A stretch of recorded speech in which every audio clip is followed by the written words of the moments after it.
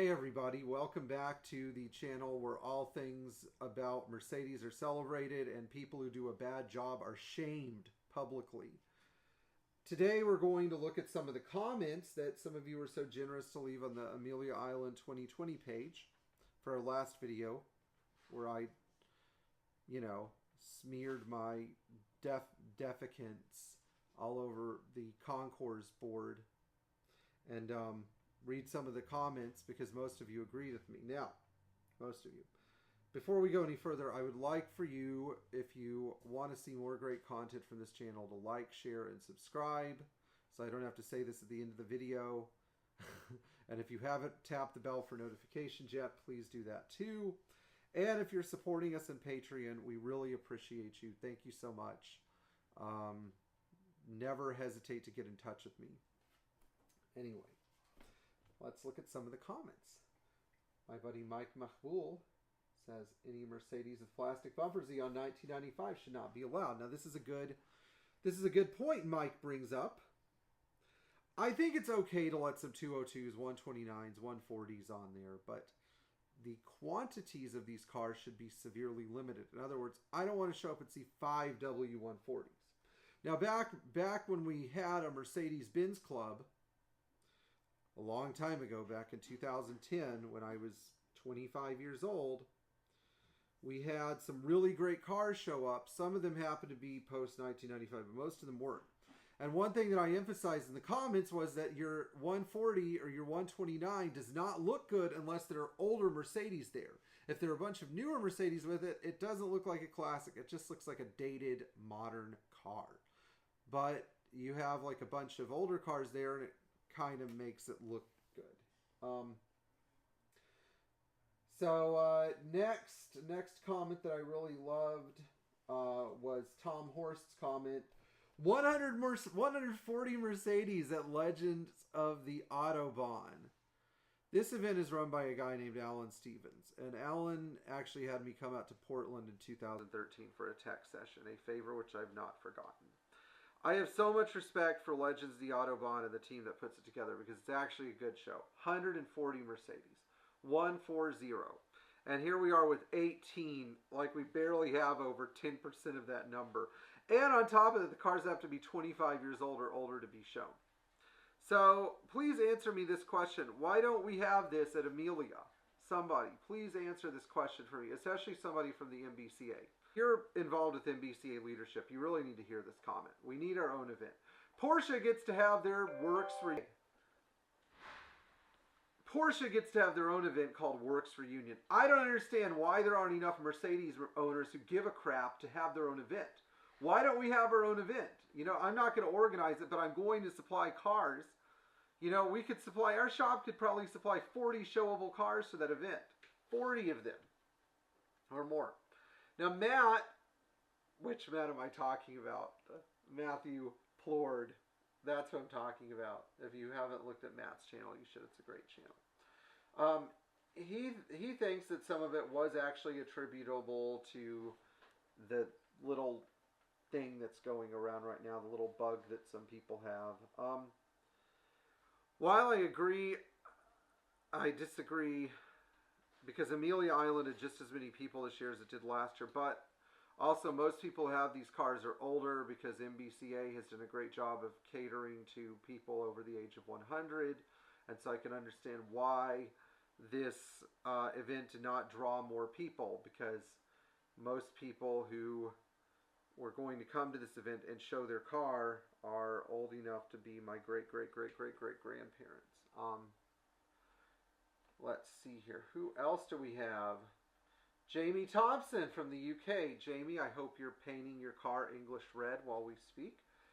Jamie says that there are loads of Mercedes at the UK shows from the 60s to the 80s. Now, why is this? Well, it's because the British actually have passion and enthusiasm for their cars.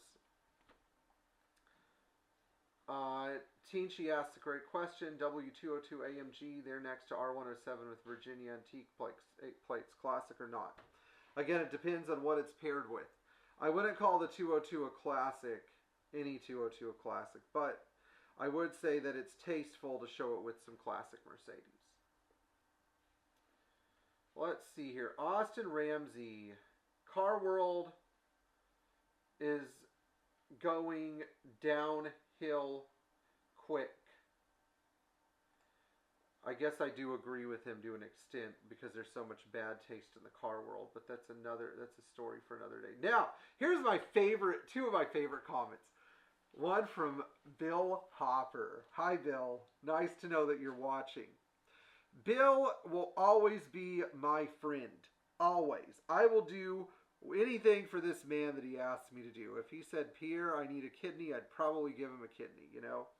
He and I probably may not agree about everything, but at the end of the day, he's probably one of the best people that the MBCA ever had working for them. And that's what the MBCA does, by the way. It chews you up and spits you out and makes you hate it because it's such a badly run club. Now, hopefully, Julie, our new president, will do a better job of fixing this club and showing the people that are actually working hard some appreciation. But for the most part, you know, for the past 2 years at the last president at the wheel, it's just been a rough go around. And it was 2 years where we could have either maintained ourselves and gained some momentum or lost a bunch of stuff. Unfortunately, it went the other way. So Bill asks, who's managing it now? MBCA had the opportunity until they ruined their relationship with MBUSA. We have a person called an executive director. And a long time ago, our executive director sort of gave the finger proverbially to our MBUSA liaison. Now MBUSA bumped us to Classic, and Classic doesn't have time to give two craps about running a car club that is losing membership. They don't even care because Classic part sales, for all they know, are going up. We don't serve any purpose for them. Anyway, from his he says, from my interactions with the team at Amelia, they are none too happy with the club. That means that the Concourse board hates the MBCA. Not surprising. Sorry to hear it has gone downhill. 10 years ago, it was a big deal and a good MB display. Well, 10 years ago, we didn't have this, Bill, so maybe your timeline is a little wrong. But 5 years ago, it was kick-ass. And it was good, and we were all doing a good job. And Bill was the Concourse liaison, and he was good at it, too. I think that the two things that went wrong here would be that, well, one, we soiled our relationship with the Concourse board, but they're not the greatest people either. And two, enthusiasm within the MBCA seems to have disappeared. So, what I said to Bill was, Bill, I figured you'd chime in. When you set this up, it was a good event. And when I say something's good, I mean it was awesome. As far as the relationship fallout goes, it was mostly tied to our executive directors being arrogant and rude to MBUSA over and over. And Bill says, and the board as well, there was never any nurturing of the relationship. It was all take and no give. That's the problem. You cannot have relationships with anybody where it's all take and no give. It is sad to see that go the way that it has gone, and for no other reason than MBCA never followed what MBUSA asked for. MBUSA wanted club members, not the board, to be invited to the Amelia dinner. Topic for another video. Which did not go well when members are put at the table and not the elite board. The board is very displeased when they saw board members at that event year after year. It's sad to see the whole thing not be a win-win for everyone. Okay. I'm going to explain what this was. MBUSA has a secret dinner every year where people who are on the board, you know, try to go. They try to get a seat because they want to look good. But when MBUSA started this dinner, they wanted to see club members there that were making a difference. People who were not on the MBCA board. But the MBCA has used, MBCA board members have used this opportunity over and over again to, to give themselves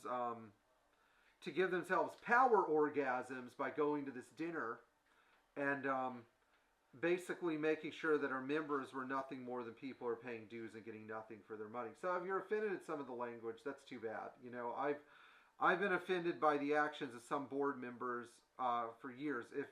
If you're offended by this, then you probably should be. If you're not offended, then you know that we have a good relationship. Like some people like our past national president, Terry, or Jim Roberts, or, even though Terry doesn't care for you that much, Jim, I do know that all of you work really hard, but none of you should be at the dinner. It doesn't matter. I remember our old regional director, Scott Suits, was at the dinners. Scott shouldn't have been there. Go home, Scott. Now, one last comment I want to add. Chuck Finley says if MBUSA, and Chuck is an MBCA member, if the MBUSA was a sponsor, then it got pretty much what it wanted, the opportunity to try to market their newest within the tint of the grass. Well, not quite. They're trying to market a 15-year-old 211E class. MBCA deserved to lose their role in Amelia with their wrong-headed leadership in years past. I think Finley's talking about the last 2 years. Thank you, Chuck, for being so PC. Removing the badging and grills from late model Mercedes. I want to be hard-pressed at 50 feet to tell them apart from a Lexus or Acura. True. I live in a northern climate, but I'll strongly consider bringing my 70s Mercedes. I agree that Amelia isn't as special as it hopes to be. You're right. So if you guys felt too shy to say something, you should probably say it. And if you're MBCA leadership, you need to be paying attention to this video. So please watch it over and over and over again. And if you're angry at me, then I've accomplished my purpose because, I've been nice too long about this event. I want this to be a special event. It costs me like $1,000 to go here every weekend and keep people in the club, I don't understand why we're not doing a good job. We should be doing a good job at this. This is easy. It's just like how the Patriots almost lost the Super Bowl back in 2012 and then came back at the last minute. But we're not coming back at the last minute. Anyway, if you enjoyed this video, then please like, share, and subscribe. Sorry if it was a little bit long. I like ranting about stuff, so I hope you enjoy it when I do. In the meantime, consider bringing your car to Cars and Coffee next year.